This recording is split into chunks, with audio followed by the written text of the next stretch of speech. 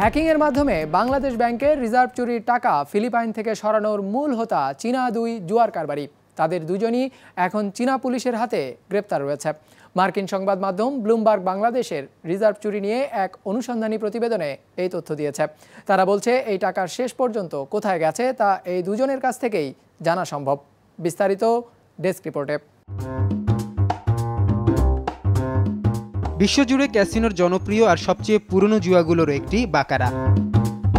বাংলাদেশ ব্যাংকের হ্যাক হওয়া রিজার্ভের বড় অংশটি এসেছিল ফিলিপাইনের ক্যাসিনো সলেয়ারের এমনই এক জুয়ার টেবিলে, যার মূল হোতা দুই চীনা ব্যবসায়ী ডিং জিজে আর গাও সোহুয়া।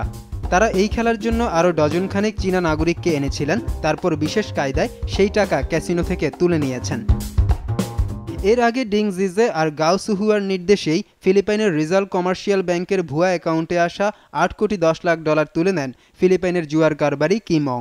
তিনি সেগুলো ফিলরেম মানি এক্সচেঞ্জ প্রতিষ্ঠানের মাধ্যমে ক্যাসিনোতে নিয়ে আসেন। হ্যাকিংয়ের ঘটনা জানাজানি হলে মার্চে ডিং আর গাওয়ের অ্যাকাউন্ট জব্দ করে ক্যাসিনো কর্তৃপক্ষ, কিন্তু ততদিনে টাকার বড় অংশই তুলে নেয় তারা। কে এই ডিং আর গাও? ব্লুমবার্গ বলছে পেশায় ব্যবসায়ী হলেও ৪৫ বছরের ডিং মূলত ম্যাকাও ভিত্তিক ক্যাসিনোর বিভিন্ন জুয়ার কারবারে যুক্ত। বেআইনিভাবে চীনের অনেক নাগরিককে নিয়ে সেখানে জুয়ার আসর বসানোই তার কাজ।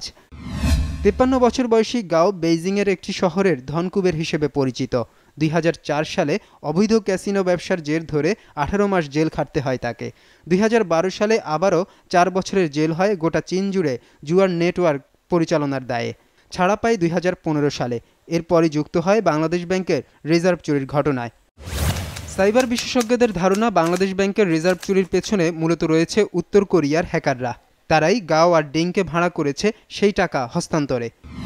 ব্লুমবার্গ বলছে ২০১৬ সালের আগস্টেই গাওকে গ্রেফতার করে বেইজিং পুলিশ, আর ২০১৭ সালের মার্চে জিয়ামেন থেকে গ্রেফতার হয় ডিং, যারা মূলত জানে বাংলাদেশের চুরি যাওয়া রিজার্ভের শেষ গন্তব্য কোথায় ছিল। ফয়সাল শোভন, বিজনেস রিপোর্ট, মাছরাঙা টেলিভিশন।